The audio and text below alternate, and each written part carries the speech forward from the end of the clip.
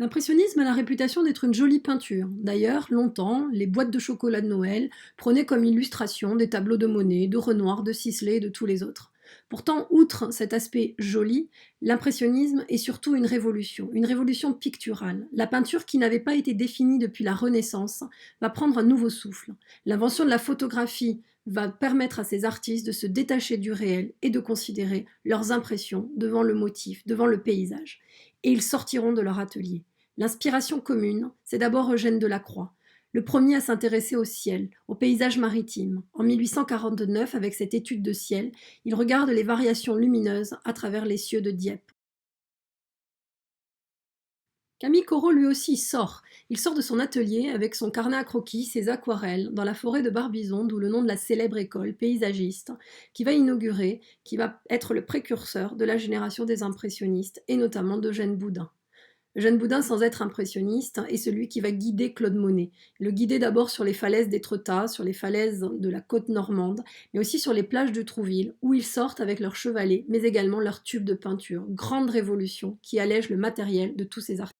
Une fois de retour à Paris, ces artistes n'auront pas les honneurs du salon, mais pas non plus celui du salon des refusés.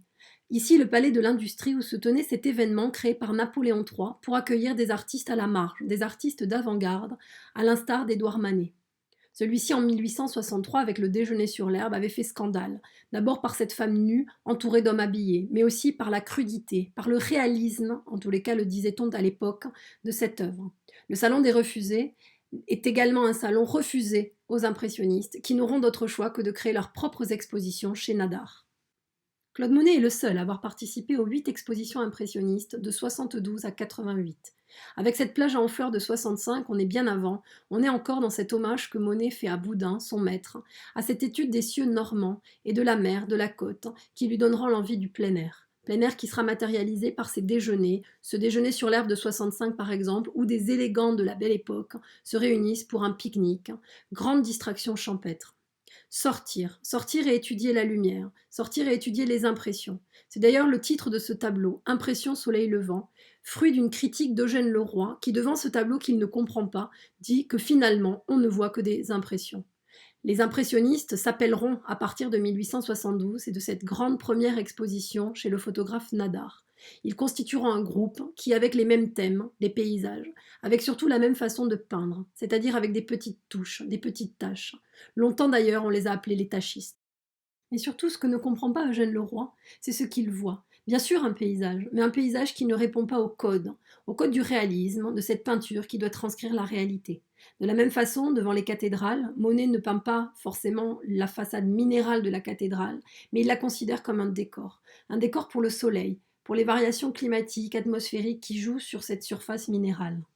D'ailleurs, Monet plante son chevalet plusieurs fois dans la journée, plusieurs moments dans l'année, pour peindre ces variations. Il fera de même à Giverny à partir de 1890, jardin qu'il aménage comme un jardin prêt à peindre, un vrai paradis sur terre, où les nymphéas vont voisiner les arbres, les sols pleureurs, les cyprès.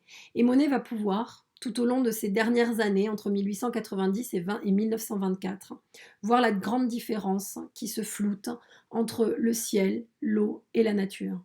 Giverny va devenir son terrain de jeu, son terrain de peinture, et il va jusqu'à la fin, jusqu'en 1924, alors que lui-même a des problèmes aux yeux. Il a une cataracte qui lui ronge la vue. La couleur ne sera plus une couleur réaliste, comme vous pouvez le voir ici avec ce pont japonais, qui est totalement des couleurs de l'automne, inventées par cette cécité naissante. Monet ne sera pas le seul. Camille Pissarro, par exemple. Il est même celui que l'on pourrait donner être l'inventeur de l'impressionnisme, puisqu'il est le premier à déclarer que le noir n'a pas sa place dans ses paysages, dans ses peintures. De Lucienne à Pontoise, en passant par Paris, l'Île-de-France va l'inspirer, de la même façon que l'anglais Sisley, qui vient à Bougival en 1870 et qui ne quittera pas les rivages de la Seine. Sisley par des couleurs lumineuses, par des cieux très très clairs, mais également par des petits personnages très anecdotiques, va animer ses compositions. Il restera toujours très proche de Berthe Morisot, une des deux femmes de l'impressionnisme.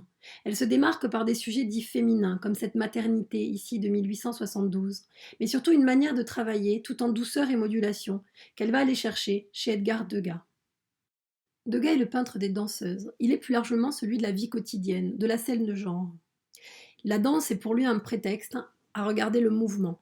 mouvement de ses ballerines qui prennent leurs leçons, mouvement qu'il va croquer aussi bien en peinture qu'en sculpture. Cette petite danseuse de 14 ans fit scandale lors d'une exposition impressionniste. Même si Degas n'est pas véritablement dans le groupe, il expose avec eux.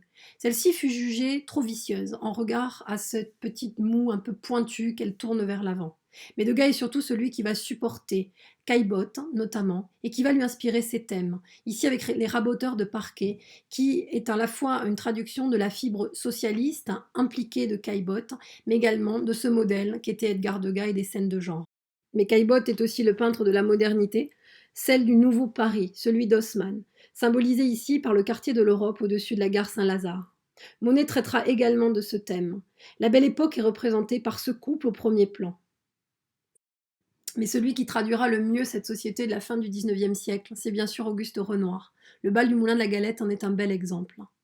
Il étudie les traces du soleil sur les peaux, sur les vêtements, à travers la frondaison des arbres. Mais surtout, il veut traduire les loisirs, que ce soit à Montmartre ou sur les bords de la Seine, comme ce déjeuner des canotiers de 1881. Une société qui se mélange, aussi bien la bourgeoisie que les classes populaires se retrouvent sur l'île de la Grande Jatte ou autres décors de ce Paris de la Belle Époque. En 1888, la dernière exposition impressionniste aura lieu, et là, une nouvelle génération, représentée par Georges Seurat, émerge. Elle est le début d'une nouvelle peinture, que l'on appellera le néo-impressionnisme.